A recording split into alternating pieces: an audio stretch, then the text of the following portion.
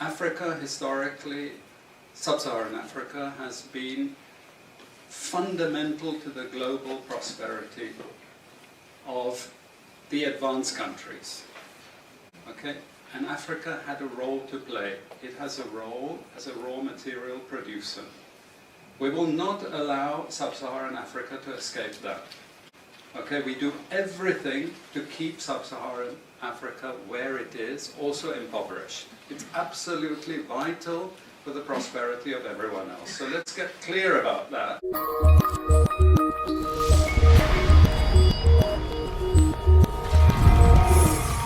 Connect Africa! So I must thank the Critical Collective again for inviting me. I thought they never would after the last bad thing that I said. I must have upset lots of people, I'm sure. Every time I make a presentation I upset lots of people, but never the Critical Collective, so we must be thinking alike. I congratulate them, really. It's amazing to see so many people here.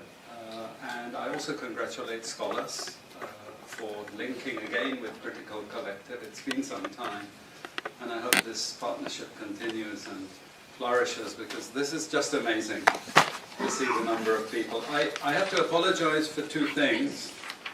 The first is, I have to apologize in advance. I'm not an expert on Africa.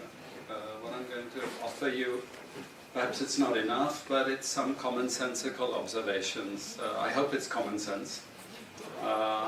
But sometimes it's better not to be an expert, you know, to be able to see things from slightly afar. The second thing is, I'm wearing the wrong trousers.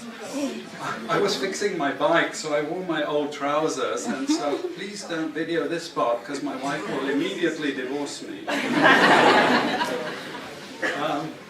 Okay, so what I'm going to try and do is just give you some charts and a couple of tables, just to paint a little bit of a picture that you already know. Okay, so what this presentation is fundamentally designed to say is this.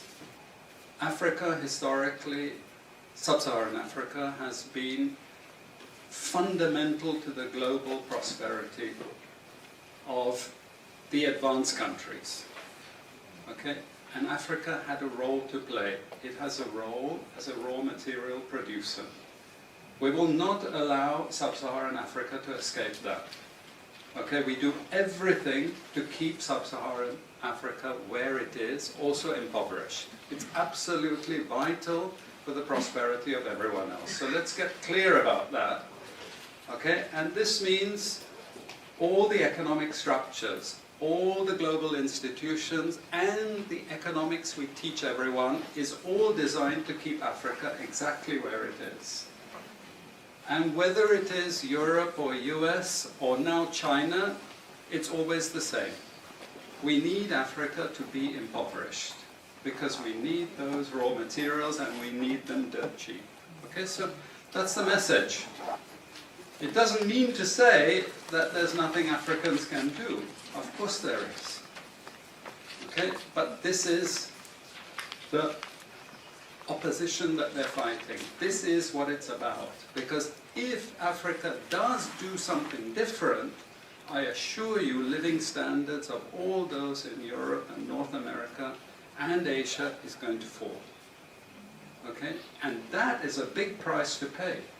I assure you that the West is not going to allow that without a big fight. Okay, so this is what it's fundamentally about. What I want to show you is how these structures are operating. It's just 20 minutes, so we can't do very much, but just to give you a little bit of an idea.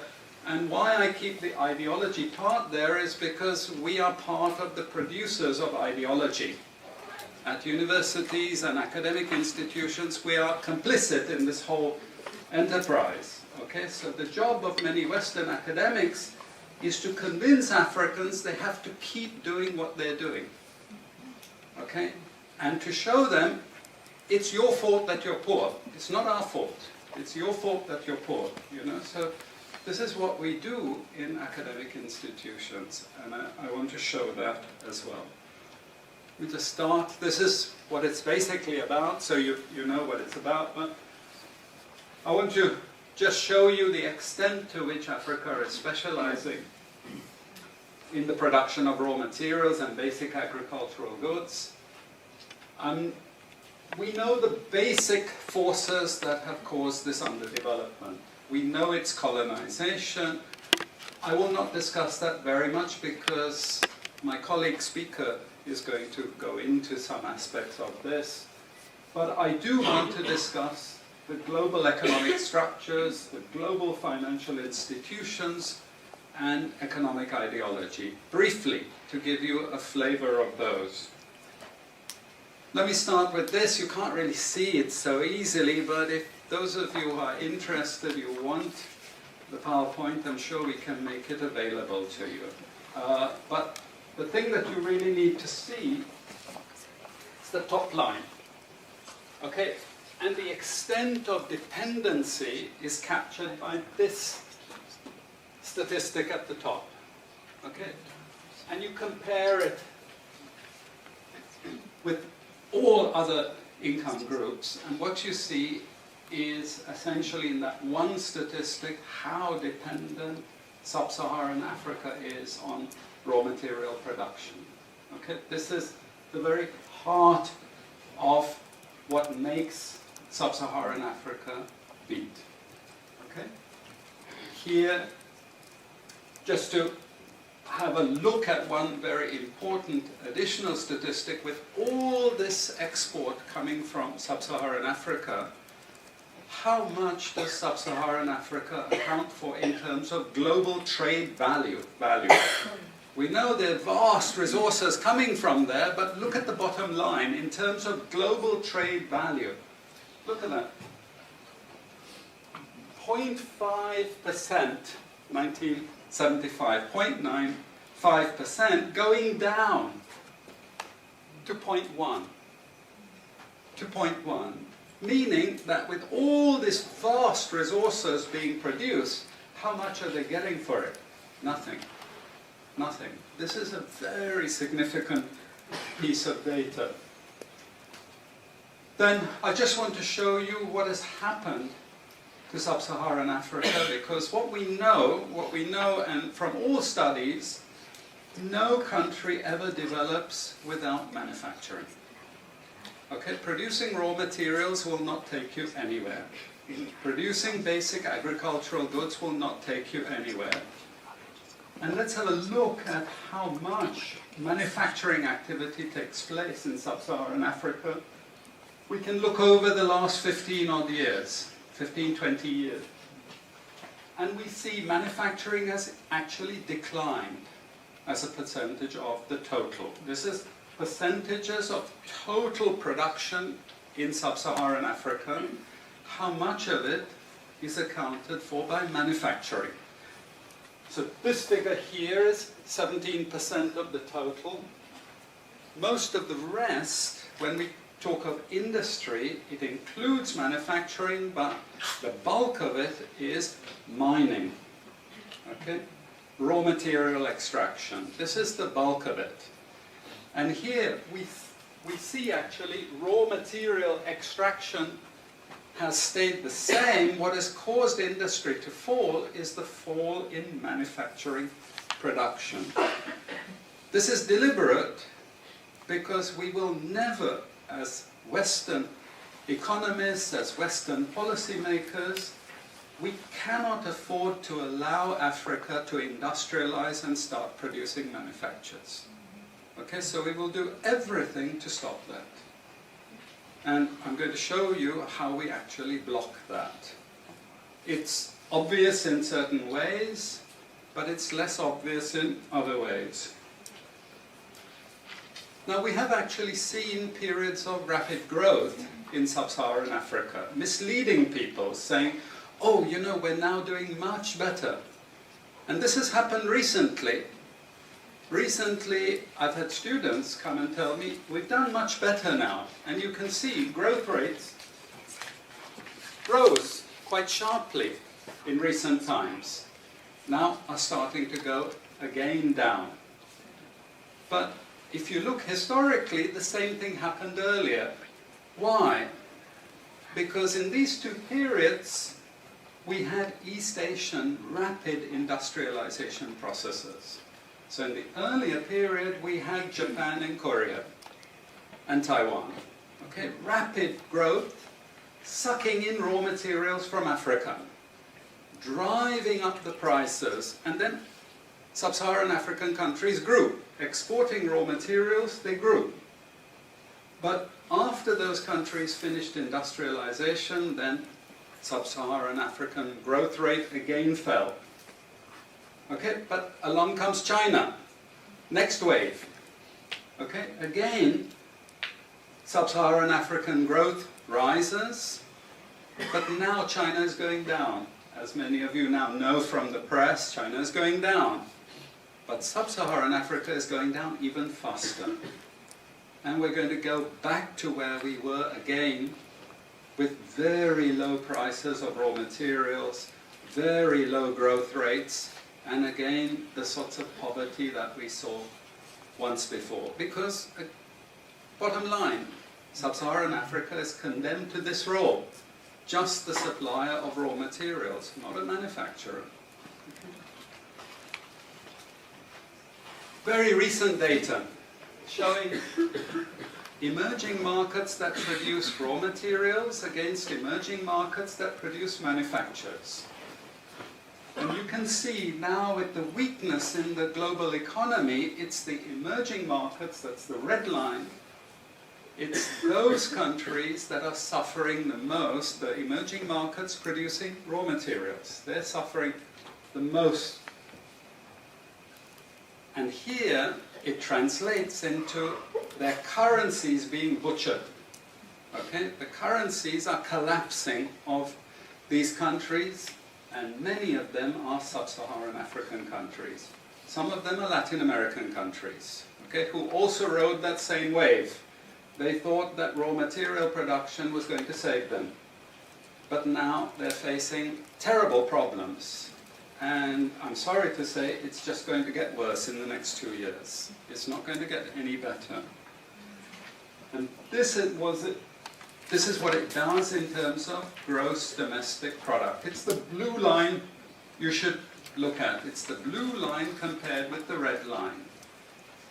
And what we know is that blue line is really going to go down sharply in the next 2 years. Okay, so relative to the rest of the world, Sub-Saharan Africa is going to suffer. Again, why? Because it's condemned to this raw material production. This is basically why. How is it condemned to that? Well, the first and most important is the economic structures. After colonization ended, we needed new structures to keep these countries where they were. Okay? And the first of those is aid. Okay? We give them aid. Aid for what? Actually, we give them aid to keep repressive regimes in power. That's all. Okay? We're not giving them aid for much more, except a little bit of infrastructure to make sure those raw materials get to the ports and aren't gotten out of the ground. But for the most part, we give repressive regimes money and power and guns to keep that system going. This is what it's fundamentally about. All the hypocrisy about transparency and democracy and bullshit like that, it's all bullshit.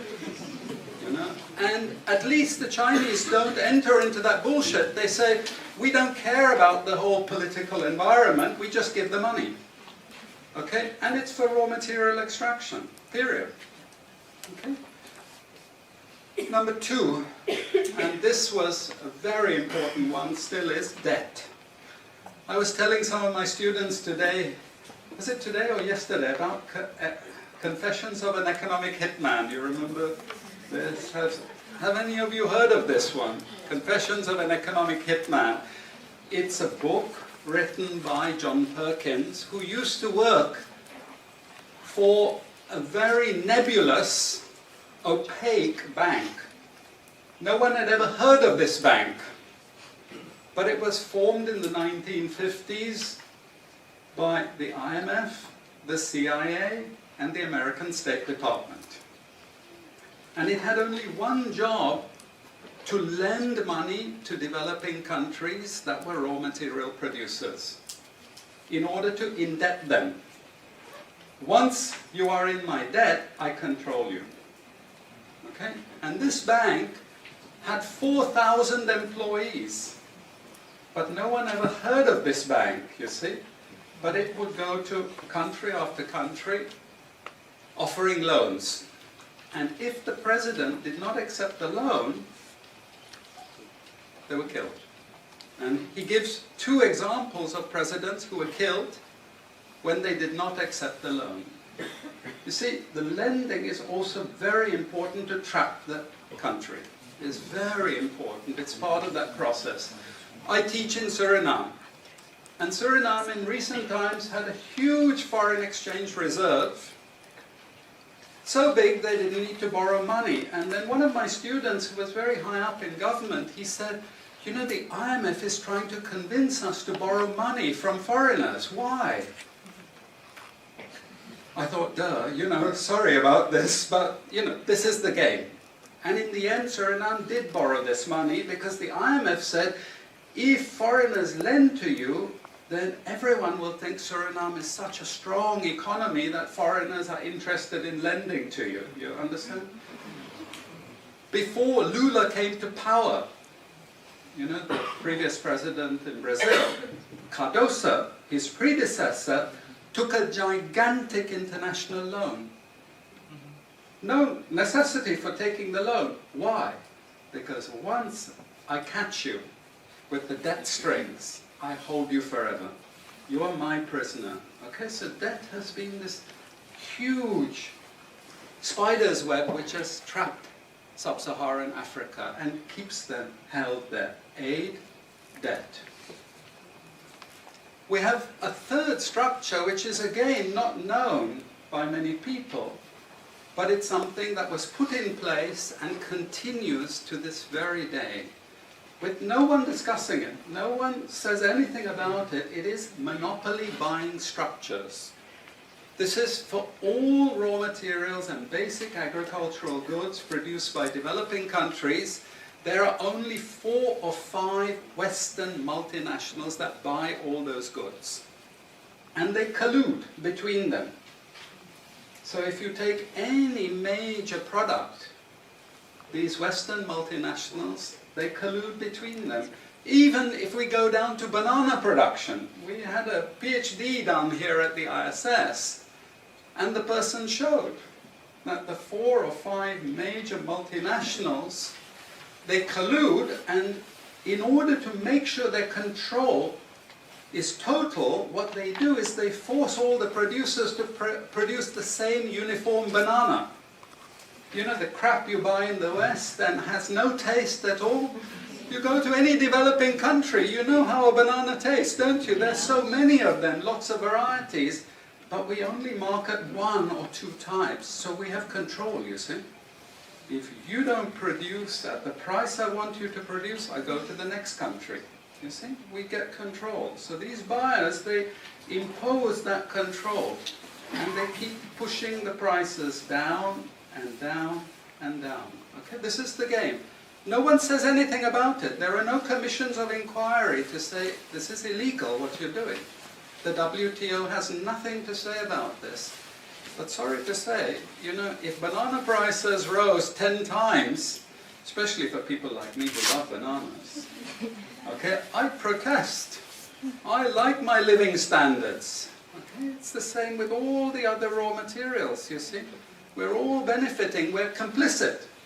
We're actually complicit in this because we will protest and shout out if the situation ever changed. Okay, now we come to those international institutions. And I must tell you this from the outset, don't think of them as wicked. IMF, World Bank, WTO. We always think evil creatures, horrible. It's not. It's just economics. It's economic warfare. The rich declare war on the poor. It happens everywhere. It happens in a country. The rich control the government. Of course they do. You really believe you have democracy? Come on. You know, I mean, grow up. This is not about people living in democratic systems. What we have is the rich control. The rich set up these institutions explicitly to control the poor countries. And they don't give them much room for maneuver. Which incidentally, when the IMF starts talking of poverty alleviation, you should also understand that there's another game there also starting to play, which I'm going to come back to later. But what do these institutions do? What does the IMF do? What is structural adjustment about? It's about making sure countries keep producing what we want them to produce. We make sure they have recurrent balance of payments problems. You notice these countries never get out of balance of payments problems. You notice that? Whereas countries that never took IMF support are always out of balance of payments problems. But the countries that are continuously getting advice and support by the IMF, they're always in balance of payments problems. Why? Because that's the way we keep our stranglehold on them. And that's what we have done. We have done, the IMF and the World Bank. And they've also done something very, very important. And that is they have destroyed the self-sufficiency of these countries. Colonization started it. Okay? One of the most important things is we destroy food self-sufficiency. Okay? And the World Bank continued it. They forced most countries to eliminate all food subsidies and food support. Okay? Because once you don't produce your own food, I increase my control over you. How do we know this? Well, very funny thing happened some years ago. Not so funny, actually. It involved starvation of a large number of people in Malawi. Okay? Many of you could remember this because it was really tragic. But the Malawian finance minister, who was under terrible threat at the time, suddenly broke ranks and he said, well, you know why we had this famine? Because one of the conditions of the loan given by the World Bank was we destroyed all our grain surplus stocks. Why? Because remember, we want you dependent. 1970s, the US Senate, the US Congress said, we will not allow Latin America to produce their own food. We will start a strategy involving the IMF and the World Bank to destroy food self-sufficiency of Latin America. Then they will indeed be our true backyard. And that's exactly what they've done. Look at all the Latin American countries. Look at them. They used to be food self-sufficient, but they're no longer food self-sufficient. Now here comes the kicker. This is the beautiful part of it. I congratulate them. You know I admire them because they do it so well. Okay? I know it sounds really perverse. But we have now in the WTO something called the Agreement on Agriculture. Okay? You know what that Agreement on Agriculture states? It says, if you don't have any subsidies, you're not allowed to put these subsidies on food. But if you have subsidies and income support for food production, you can keep them. Who has all the subsidies and income support? US, Europe. The largest budgets in the world for supporting their farmers are Europe and US. But the World Bank and IMF have destroyed all those subsidies. You see, all those subsidies have been destroyed. And now we're telling these countries, you don't have subsidies, tough luck. You know? You see, we're keeping them dependent. We're keeping them on a string. I have 5 minutes, so I have to be choosy about what I say next. We have lots of examples in the WTO to really stop Africa industrializing. This is the crucial thing. We cannot allow them to produce manufacturers. It's not difficult. Trust me, it's not difficult. We need nationalist governments We need them committed to industrialization, and it won't take them a decade to move out from where they are. This is the fundamental point. It's not difficult. But this next round of the WTO is designed to block that. If we had time, I would go through all the different things that they're trying to put into place to block anyone else getting on top of the ladder. You've read this book of Hajun Chang, Kicking Away the Ladder. You see, when we become rich, we make sure the others can't climb up the ladder and join us. Okay? And this is what this next Doha round is about. It's to make sure, especially Sub-Saharan African countries, do not escape. Since I have about 3 minutes left, I'm going to go to this economic ideology thing, because this is important for academics. You see, we teach, in many cases, garbage, and it doesn't hurt anyone, a lot of this garbage. You know, it's a blah, blah, blah, blah, blah. And we don't know what we have learned, but anyway, we were there at the university, and you got a certificate, and you go away, and you feel you've learned something. But sometimes we teach very destructive things. And no more important than when we're teaching people from developing countries. Okay? And one of those very damaging and destructive things is the doctrine of comparative advantage. It's a lie from beginning to end. It's utter crap. It has been decimated many times, but we keep it in every curriculum. Why? Because it tells Sub-Saharan African countries that their destiny is to produce raw materials, you see. And if you produce raw materials, you get rich just like we are in the West. You see, this is the game we're playing. And just for you to be totally confused, we normally build models with it, mathematical models, so you really have no idea what we're talking about. But it seems all very scientific. Then we have the modern version of this is because it's all a failure, we know it's a failure, we now have a new generation of economists saying, it's only a failure because you're all corrupt in your countries. We call that new institutional economics. You've all probably learnt it all, but you didn't know why they invented it. It was invented to tell you the same thing. You should keep producing raw materials. Now, don't be as corrupt as you were before. Nobody ever told you that aid was designed to actually start the corruption process in the first place. Okay, and we need corruption to make sure you're doing all these things. But now we blame the victim. You're poor because it's your fault, basically. And you're poor, stupid, and corrupt, basically. This is the message that we're giving people. We also have many theoretical justifications, but I'm going to say something controversial to end. And she's happy that I'm ending because she has to discipline me. And that is, there are also what I call more enlightened approaches, but which are also potentially destructive for Sub-Saharan African development. And this is where I come back to the IMF and the World Bank. You see, now they're all into poverty alleviation. They want you to concentrate on redistributing income, and it's something nice. You're young people, you're socially conscious, you're aware. You don't like all this injustice. So you gravitate towards what we call pro-poor strategies. But actually, I'm sorry to tell you, that is not what Africa needs. Africa needs aggressive industrialization. When China was a communist country and we had equal distribution, who feared China? Who took them seriously? They weren't even the size of the Netherlands.